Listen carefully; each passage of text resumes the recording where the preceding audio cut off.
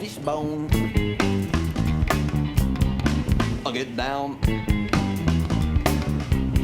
All right, everybody. Welcome back to the Lookout.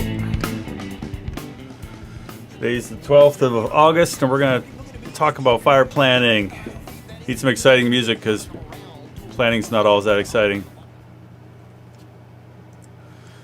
But we're going to go over to back to the Klamath River. One thing about the Klamath River is there's like one webcam that can see in over the mountains, and that's about it. It's back beyond.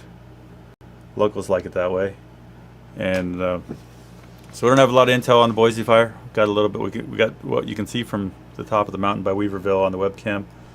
Don't see any new perimeters. But last night, some folks were asking questions about planning and potential operational delineations, pods. And we've done a lot of work over there in the Klamath, so I'm going to continue in the storytelling about the Klamath theme here and try to cover some of these bases.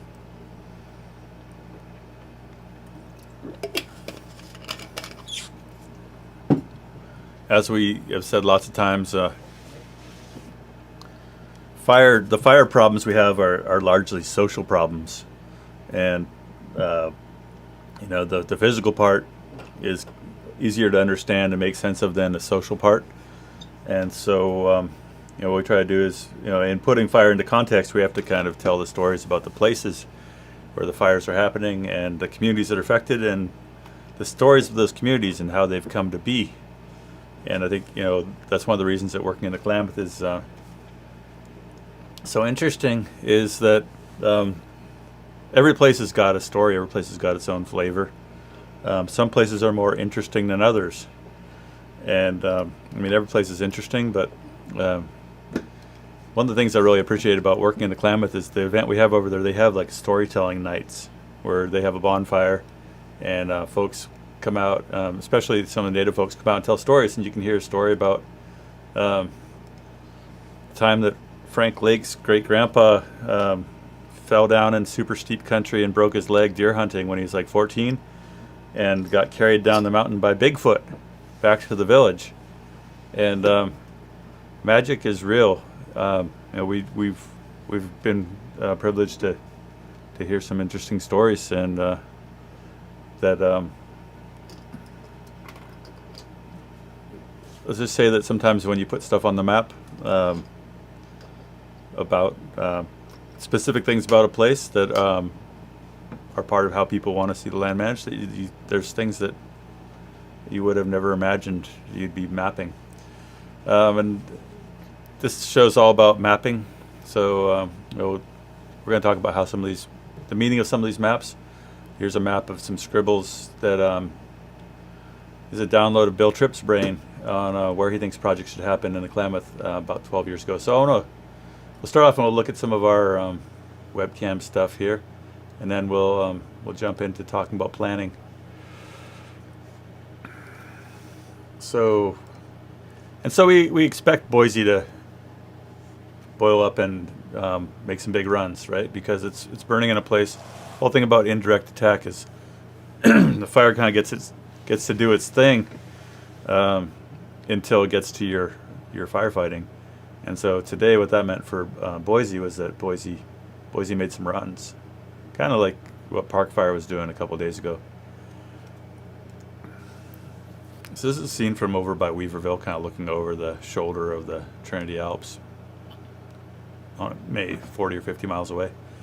And if I lose my voice, I'm going to bail on you guys, but I'm going to try to rely a little more on graphics than my voice. All right, so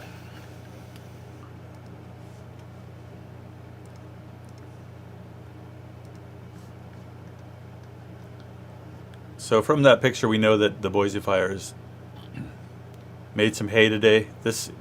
I didn't see an IR flight from last night, so this is yesterday morning's flight. So I would imagine with all that smoke we saw that the fire's pushed up into the top of the hill here. You know, the fire started, like we've talked about a lot. Fire started, it made a run up the slope it had available to it, but it's on top of a ridge, so it's kind of had to, like, if it's making slope-driven runs, it has to kind of fall down off the mountain first before it can run up the other side. And as we've talked about quite a bit, fire doesn't run very hard downhill usually unless it's really windy, and it hasn't been. So as that fire's backing, it gets beneficial effects, and then when it runs, we see different kinds of fire effects. So in the kind of spirit of entertaining what this fire may do as it burns out into this previously burned landscape, if you weren't watching the broadcast yesterday, this area here burned in 2020 in the Red Salmon Fire, and we're in Orleans, California, which is surrounded by large fires over the last 20 years.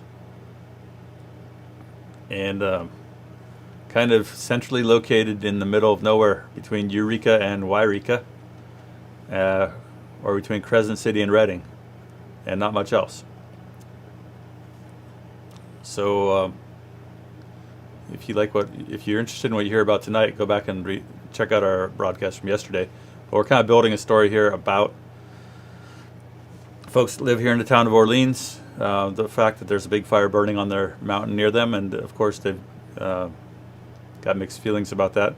But what we talked about yesterday is that this whole mountain here burned last year. So folks here have been eating a lot of smoke for a long time, and so we're going to talk about planning we've done with these folks. We talked a bunch about planning yesterday, and we talked about how the community has spent a lot of time thinking about what they want from their landscape and how they want to get there. And so I'm going to share kind of a PowerPoint here.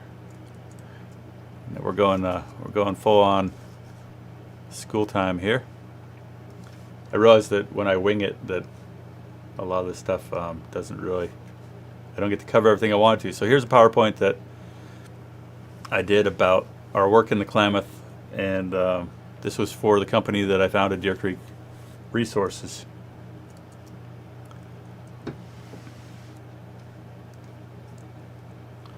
All right, so this is on a prescribed burn over there, where we burned right around our friend Stormy's house. Stormy made the movie you saw last night, and then the next morning, after we got down here, we felt pretty good about ourselves.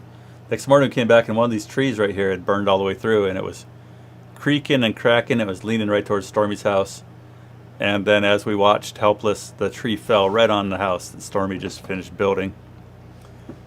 Branch went through the roof. It was a bummer. So it's not without its risks. So here in that picture, we're doing an after-action review, where we look at what was planned, what actually happened, why did it happen. It's kind of something we do in the fire business to kind of circle back and see what lessons we can learn, what weaknesses we can improve on, and what strengths we can sustain. So this is some of the work we've done over there on wildfires. And so we came back after the 2013 fire season, and we did a collaborative kind of planning effort with folks in Orleans. So this is at the community center in Orleans, and so we've got Will Harling here, who we've talked about, who's our he's the fearless leader of the Mid-Klamath Watershed Council, and we've got Karuna Greenberg from the Salmon River Restoration Council, Mike Beasley, who was representing the Forest Service. This guy was retired from the Happy Camp Ranger District. This guy's a fisheries biologist for the Forest Service over there. A lot of what we do over there is prescribed fire, and so we use mapping. And this is kind of an example of a prep map for burning. But for this process, what we did was we looked at the landscape, and we had a ton of GIS data, Geographic Information System data, which is basically digital mapping, and you can stack up all these layers, and it's how we make our maps. So we had the tan oak forests, which the tribe likes to get fire into to sustain conditions that keep them from burning up because they're important for acorns. These were areas that had recently burned in 2008 that folks there wanted to burn again soon. Elk winter range in blue. Spotted owl nesting areas where they don't want to burn them up. This is kind of the riparian, this was an elevation band. It's got the wrong caption on it. These are places that are black oak and white oak that are valued for lots of different reasons. The blue area is tribal cultural management area. Ridge tops are in kind of light orange. These are all things that have something that relates back to fire. Ridge tops are important for controlling fire. High solar insolation areas. These are areas that get a lot of sun. These are good places to burn in the winter. And especially the upper third slopes that face south, you can burn them in the winter. So all these things that we're stacking up here are places that you would drive why you would want to treat something. Roadside areas, places that they're managing for timber. These yellow dots are places that we predict for high fire severity. Major access routes, Forest Service and highways, that would be places you drive into work on a fire or drive out if you're trying to get away from one. Historic fire lines here in red, because we know that a lot of the times the place you build a fire is a place you build a fire line is a place you're going to come back to 10 years from now. So interest in treating along the historic fire lines. So if there's people out there trying to put in a big fire line during a fire, they don't have to do all this prep work. The green is indigenous trails. So these are historic routes that people have walked for thousands of years. And in the past, the Kaduk people the women would go out and burn these. They'd burn off these trails. Then the yellow and white here is kind of the urban interface. So you stack that all up. Here's structures with buffers around each structure. Dense tree plantations. And so if we stack all those up and count how many overlaps there are, you start to get this color-coded map that shows you where your high priority areas are for treatment. They're the ridge tops. They're along the roads. They're especially close to homes. And so this is a way of taking data and crunching it to boil down where on the landscape our high priorities are. And the people that fund fuels management, they like to see that you've done something like this. They don't want to just give you money to go out and thin the forest out here somewhere in the green where there's very few things that the community has identified as being important. So this was a way that the tribe and the Fire Safe Council could say, look, we've done this process with a whole bunch of people and compiled information and had meetings about it and argued over it. And we did many revisions of this map to say well, let's score the area around town 10 and the fuel break 5. It's not really pure science, but it's this kind of group decision making that's based on maps. And so then all the burning we've been doing over there since then has been grant funded, and it's largely happening in these red areas right up against people's homes. So here around Sums Bar, where there's people, where there's a school, where there's a store, these red areas are high priority, or along this road where you might stop a fire that's burning towards Sums Bar from Woolly Creek. So that was a process that Deer Creek Resources that we came and helped them with. We brought our computer and our plotters and all of our other stuff.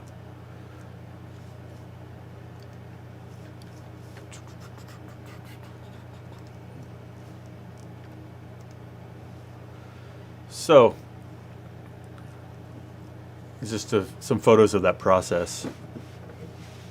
So it's a lot of Sharpie. It's a lot of, we just print a map and people draw on it, and then we make a new map and they draw on it some more, and they're like, hey, can you throw the plantation layer out there? And then we throw on the plantations and drink some coffee. And it's funny because as we're doing this, there's this is a community center, and there's kids on tricycles rolling around, pulling our maps off the tables, and there's a yoga class going on, and it was kind of chaos.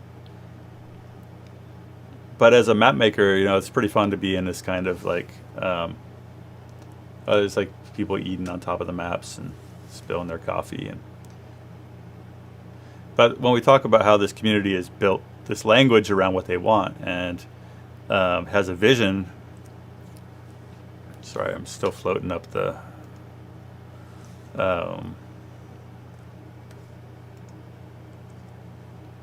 this is what it takes. A lot of standing around. And then if you're lucky, they'll take you down the river in a drift boat between your sessions.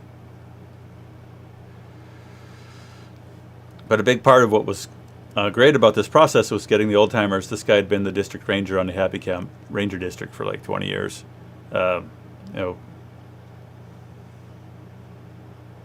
We have printing in the back of a van. Don't touch the bingo machine.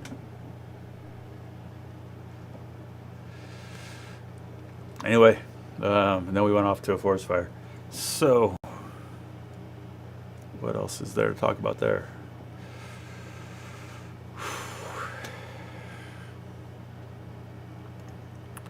So another thing I wanted to just kind of a random thing I saw when I was coming in to look at this fire, and don't worry, I'll turn my map on, is, we talk about like land use history. It's like we've got all the like the timber harvest and everything, and then you come in here, and like Northern California is littered, literally, with stuff that looks like this, where, and hence the weed greed on stolen land is, thousands of sites around Northern California, especially during the teens when like it was medical marijuana was quasi legal. Tons of sites like this happened, and there's all this trash, and there's still a lot of folks crawling around in the brush here. Less, I think, with the cannabis than there was 10 years ago, certainly. But when we talk about the social science of this, you've got this entire landscape is the Kaduk ancestral homeland, but the amount of private land that's out here, where you can like buy a house or like live, is pretty minuscule. And so like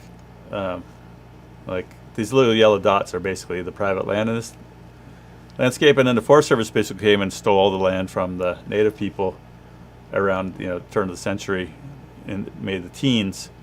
So native people have had a hard time sticking around, find a place to practice their culture. And then with the cannabis gold rush, basically, property values have gone through the roof. And so it's this interesting part of the fabric of Northern California that affects everything about the social dynamics of these landscapes. You got to have social capacity to get together and talk about how you're going to do things, right? You got to have people that are dedicated, that are committed, that stick around. And so when I look at places like Concow, where I live, Butte County, like there's been so much fracturing of the social fabric of our rural landscapes from outsiders coming in to grow pot or cook meth or whatever. And so there's this kind of overlay of criminality that makes it hard for the community to come together, and also results in more people living out in the sticks. I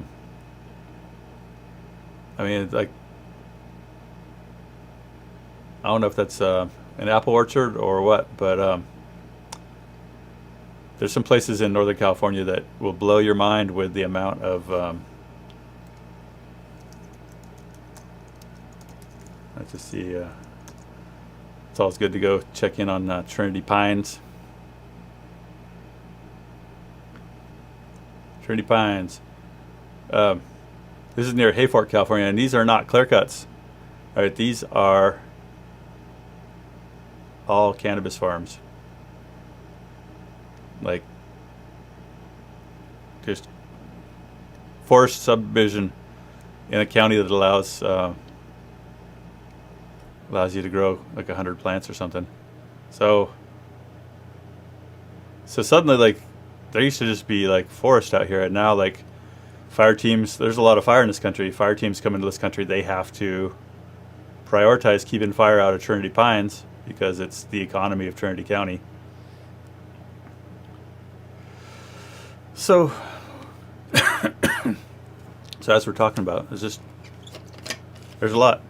So this might be a layer in your pre-fire planning. Assets at risk, right? This is the community.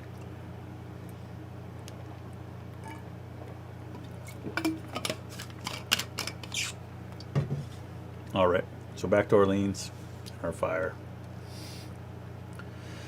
So there's been a lot of different approaches to this kind of pre-fire planning, and so our particular flavor, the stuff that we do with Deer Creek, tends to be GIS heavy, of stacking up the data and helping them set priorities. But there's different scales that we can work at. So I want to show you something here called pods, and this is more of a kind of a national approach, which PODS stands for potential operational delineations. And so the concept kind of got started here on the North Coast, and basically they started out with like a watershed layer, because that's good mapping of the ridge lines. And so they've done a lot of Northern California. And some of these have been kind of discussed, and other ones it's just kind of like, hey, let's make a watershed map because ridge lines are where we put out large fires. But in the case of Orleans, they had funding and they went around to different communities and they had mapping sessions. And they talked about if we have a fire that starts in this watershed that escapes initial attack, where are our potential control lines? And as you can see in the past, the ridge tops are where historic fires have been fought. The 2013 Butler Fire, the 2023 Perch,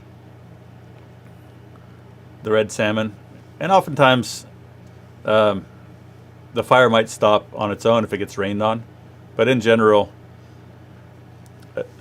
a big line gets built, it gets fired off of often well in advance of the fire arriving, and then it may or may not,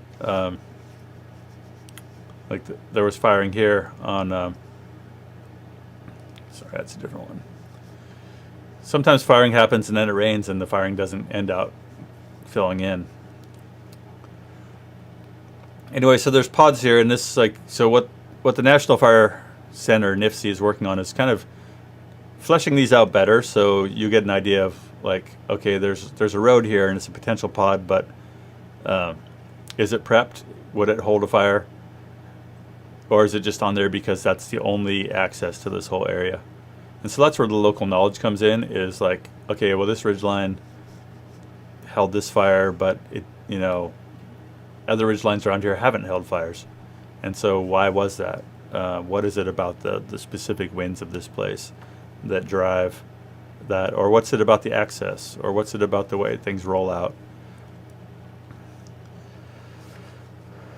So in that kind of theme of looking at the past fires and their behavior, we often look at like the red salmon, and we'll see that we'll stopped on a ridge, but then we'll also see that like out here is where it finally stopped, but that the fire effects like all the way out to that ridge were really mild, like it backed. And so maybe they fired that in the fall, and maybe some of this didn't even burn at all, it's just inside their polygon, right?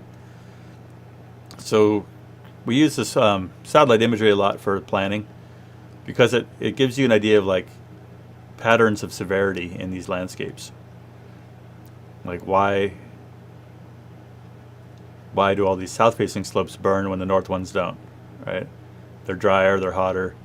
And so when you have a south-facing slope that gets hit by afternoon winds that are coming up the canyon, like we get these high severity fire effects. But maybe our north slopes don't get that. If we look at this from the north, all these slopes, they didn't really burn during the fire. They underburned. So we can learn a lot by looking at the severity of these past fires, and especially if we start looking at like the weather. We've talked about looking at progression maps, and the progression map becomes more interesting if you look at the weather and say like, okay, well, what was happening like when this specific fire was here? This big pocket of high severity, was that like a 3-day heat wave? Was that a storm front that passed? Was that just there's a reason. Every one of these high severity patches has a reason that it happened. Sometimes it's because they went out there and they lit a bunch of it and then the wind changed. So it's just more of that kind of storytelling that we have to do to understand. And if we look at like last year's Perch Fire, and the thing we watched yesterday, they're talking about how the locals aren't afraid of fire, and they sat last year under this fire for like a month, and when it was said and done, it burned hot on a really small proportion, and most of this underburned, and most of the trees are still there. And if you come in and look at why it burned the way it did, oftentimes you'll see that like this area was a brush field before the fire even happened.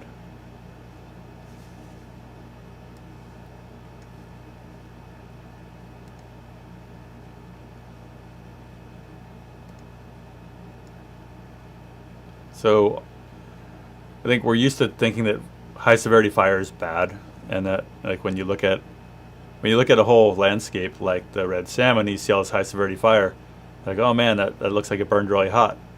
But if you come in and look closely, it's like, well, oftentimes that was a brush field anyway, and brush fields in general like are a result of previous high severity fire, or it's just the way the soil is there, but it's a part of the landscape that experiences high severity fire. And then, so if we look at like the nice shady deep areas of this fire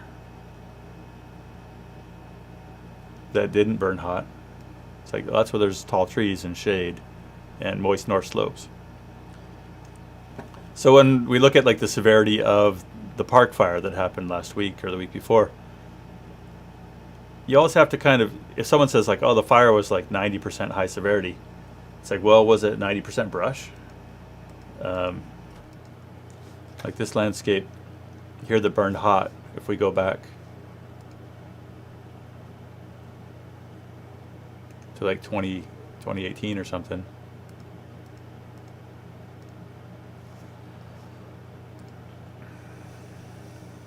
I'm always curious, like, well, what did it look like before the fire? Because this has had fires before.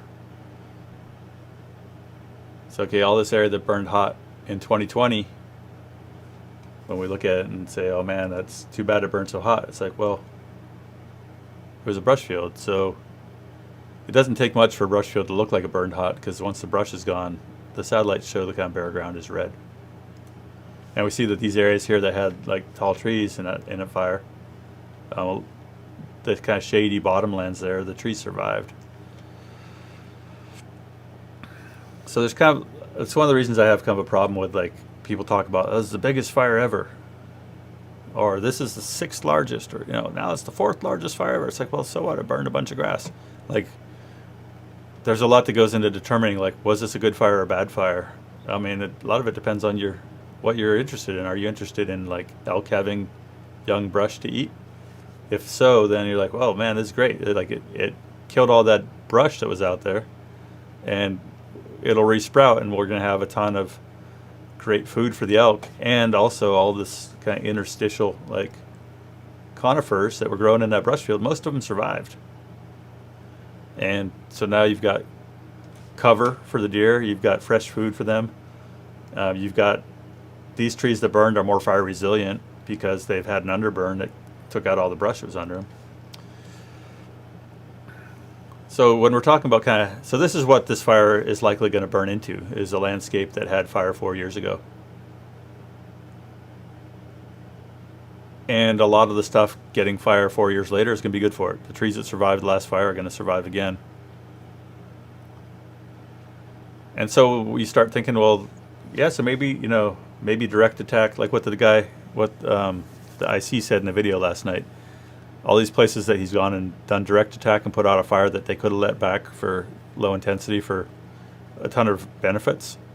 Like, there's a lot of trash talking about the Forest Service letting things burn, but the Forest Service has like almost zero capacity to do anything on the landscape, either logging or thinning or prescribed fire. It's like,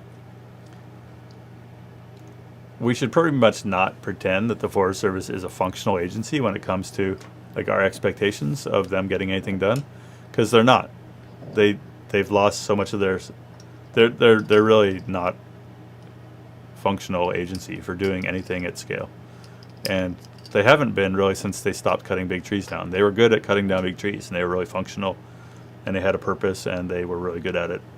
And those days, like, that's almost 40 years ago now that the Forest Service is really banging. I worked with the Forest Service 30 years ago, and it was still banging. Like, we still had a sense of purpose and a esprit de corps. But it's over the last 30 years, that's gone away. So what does that leave us when we talk about, like, we have to do active forest management? It's like, well, using fire is active forest management.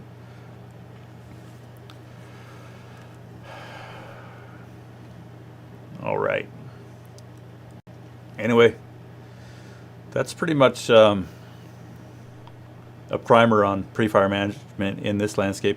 I want to talk a little bit about the vision. You really should watch the video I did with Will Harling about the landscape scale vision for this landscape.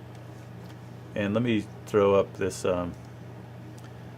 This is a what we call an NDVI image, and it shows basically where you have thick forest and where you have forests that are largely open because of fires or other, rock, other stuff. And so, as we talked about, these big contiguous areas of dark green are concerning because they haven't had a fire for a long time. They've got really kind of solid timber. And so if you let a fire burn down in here, like, it can get larger. Whereas if you have a fire that starts up here in the high country, like we talk about fires almost being contained when they start by these kind of barren areas. Doesn't mean the fire's not going to get out of there, but there are places where like a whole upper watershed might be surrounded by barren, like up here. Like in the big picture, this fire, you could have a fire up here that would burn a couple thousand acres and it would go out because it can't like burn through the rock. Or if it could find its way out through here, maybe you go and you put in a fire line out here. And so the Park Service has done this with a lot of success. Kind of steering low severity, high elevation fires. Oh yeah, so this is burning here. We see that it could get out here, so like we'll go and we'll use the trail system here and we'll light a little fire at night to kind of clean up that edge of it. So the vision that some of the locals have in the Klamath is that they want to focus, when we did all of our community planning, we looked at these corridors along the highways where people live being high priority. They want to keep focusing on burning and thinning adjacent to people's homes because they know that if people feel safe, that even if a fire kind of backs down the mountain to their place, it's not going to burn them out. They're going to be more supportive of using fire in the backcountry. And right now, the Klamath, very risk intolerant, and it's it's hopeful changes. But the last forest supervisor, Rachel Smith, she was really not a risk taker when it came to letting fires burn in the backcountry. And what Nolan Colgrove talked about last night in a talk was about sharing the risk. That the Forest Service if they don't feel supported, they're not going to be the ones that decide they're going to let fires burn in the backcountry. But if the locals are coming to them and saying, hey, we want you to let fires burn in the backcountry, and we understand there's some risk, and we're going to share that responsibility if something bad happens, that's important. So if you check out the Klamath National Forest Facebook page over the last couple of years, every time there's lightning fire, the Klamath's like, we're putting these out.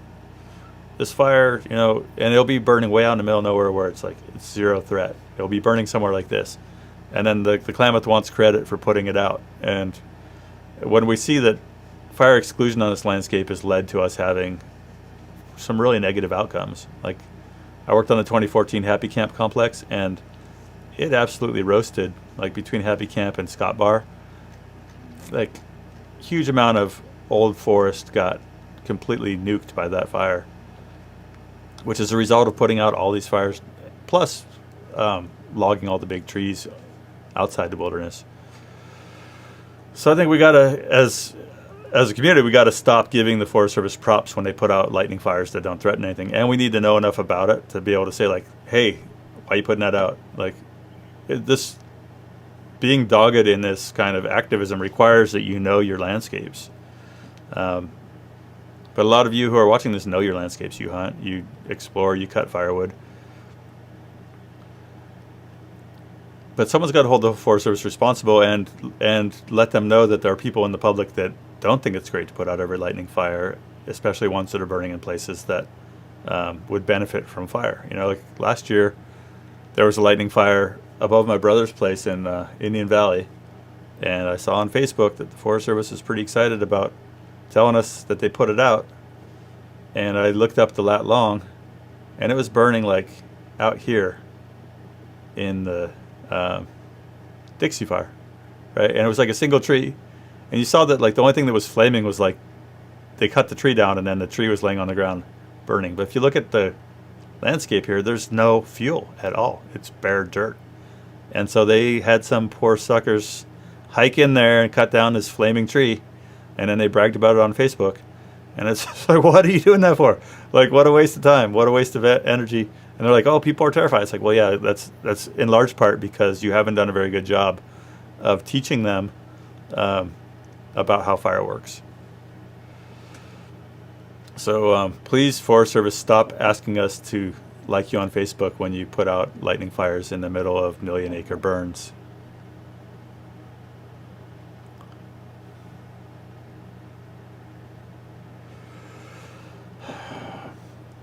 All right, so what else are we talking about?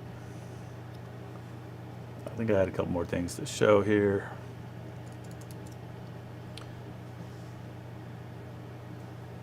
I want to put up a little, I've got this anti-Esri sticker. I need to put up an anti-Adobe one too, because for some reason Adobe is almost impossible to use now for looking at maps. This is just another example of using map data to kind of identify places on the landscape. Here's like an in-holding with some homes, and this is a buffer around it. Several different buffers, and those are things we scored. And you got these clear cuts out here that are like labeled by the age, because the age of the plantation kind of affects the flammability. But this is kind of just a pitch for GIS mapping. If you're interested in this stuff, GIS is like one of the primary tools that fire planners use. And since the beginning of my career, 30 years ago, there's a lot more data available. And you can go on the Forest Service National website and you can download every clear cut that's ever happened on a national forest. You can download all the roads, all the contours, you can make your own maps. And that's another part of taking on this work, right? Is that like forever, pre-fire planning has been the domain of agencies, and agencies have wanted to use their data and tell their own story. But this data is all out there, available for free, and you can get it. It's not recommended if you want to be involved in planning, either planning in cities, planning in forests, being a forester. GIS is kind of one of the core competencies required of a modern land manager. And so just showing you this to give you an example of like, well, here's how we use the data. Practical example. You can take classes in GIS at community colleges. You can get a 4-year degree in geography, and or you can get a certificate in GIS. And GIS is basically kind of just like a spreadsheet that is married to data. So let's pull up some GIS for you real quick.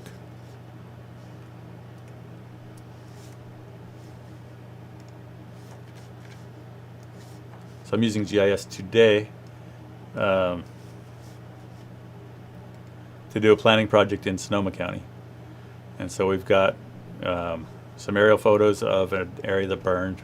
There's going to be a public park. And all these gray spots are places that big Doug fir died and are standing there dead. And so our job is to kind of figure out where on this landscape different kinds of treatments should get done, and there's some fun stuff that's come out of that. Like, we found an aerial photo from 1952 that shows what this landscape looked like before there was a lot of fire suppression. And if you look at that photo versus the modern photo, you can see like the meadows have shrunk because of fire suppression. And so we're using this old photo and saying like, hey, in these places where the oaks have taken over this meadows, let's cut all the oaks, let's thin it. So those are just some of the kind of the fun tools.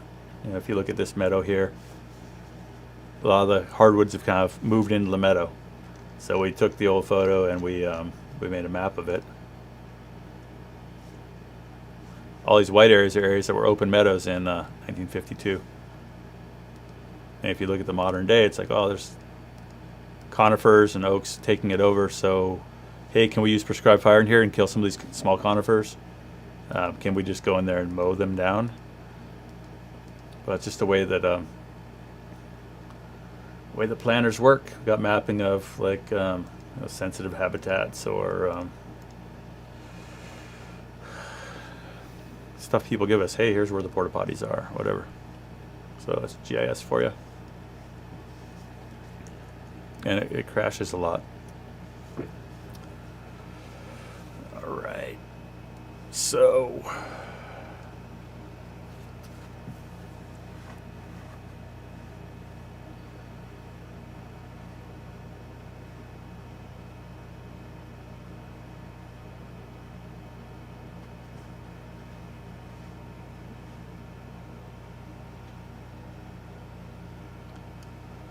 Pot farmers are just trying to make a living just like you, says someone. Yep. Yep. Interesting thing about pot farming in some places is that it's really increased the number of people living on the landscape, and so now when a fire burns, say down in Butte County, southern Butte County, we've had like the Swedes fire. What I've seen in my career is that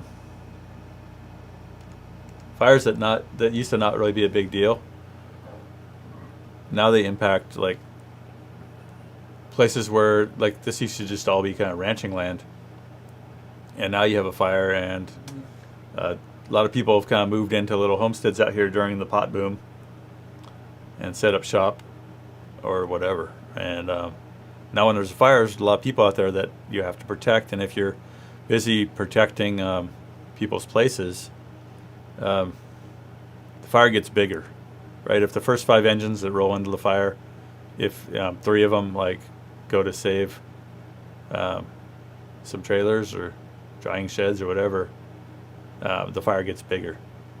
And so it's just a simple kind of statistic that more people on the landscape start more fires, and more people on the landscape means firefighters have more things they have to protect.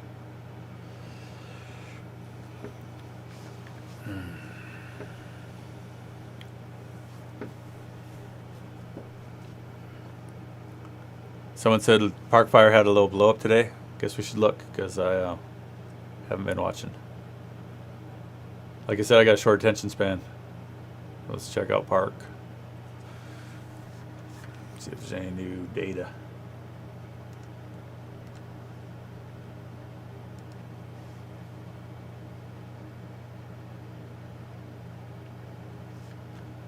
So I pulled up the Park from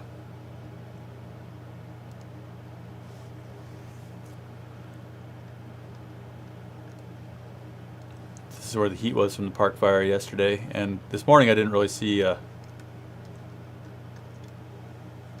much growth. What's that?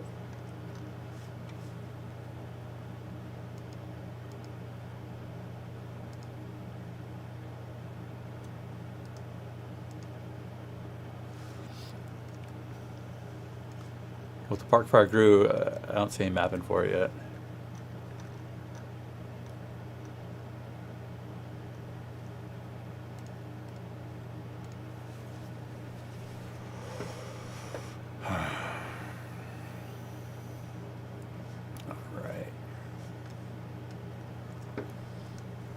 Yeah, I don't really have much to talk about with Park. That's why we jumped straight to Orleans. Cool. Well, I'm going to cut it off there. Right after I do my little routine of show you the lookout. And thank our sponsors. Today's Q-Tech. Make cool fire equipment. Great if you want to do some burning on your own property. Burning piles. You can get a little skid unit from them that is something you can put in the back of a truck with a water tank, or put in a quad or a UTV. And so Q-Tech's a sponsor. And then please check out the Lookout website. We haven't put anything up there for a couple days new, but this is where we do our longer articles. We've got all kinds of archives here about past fires. One thing I highly recommend checking out is this 2023 fires. Did a live broadcast with Will Harling about it. We covered, talked about complexities of indirect firefighting, and then we had a lot of talk about fire suppression versus wildland fire, prescribed burning, how to minimize good fire. So we've excerpted a lot of our past podcasts or live streams here. So we've got a ton of stuff on YouTube. So if you want to check that out, go back and have a look. The archive is deep. We just kind of keep moving forward and rarely look back at what we've done, but we've done a lot. And so largely YouTube. But if you go back and look at these, a lot of the times, you know, it's just like what we did tonight. We'll talk a little bit about the fire situation, and then we'll talk more about the region. So if you're interested in fires, you know, if you're especially interested in what's happening in the Klamath right now, we've got a ton of stuff in the past that has a lot of stories already. And you'll hear some of the same stories over and over because that's how it works. Louise, who's a longtime resident of the Klamath, says the demographic in Siskiyou County that demands all these fires be put out is the same one that is lost on all the big issues. Logging, the dams, fires, their last power trip. Yeah, I'd buy that.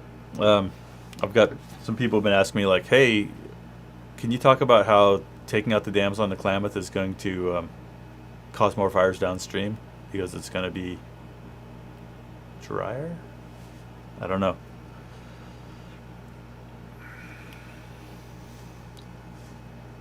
Anyway, catch y'all later. I got to get back to work here. I've been off my main job for the last 10 days. It's been awesome. But the stuff I was just showing you with the Sonoma County stuff is due. And I'm glad the fire's winding down because I have a really hard... I'd rather talk to you guys and do the lookout than write fire plans.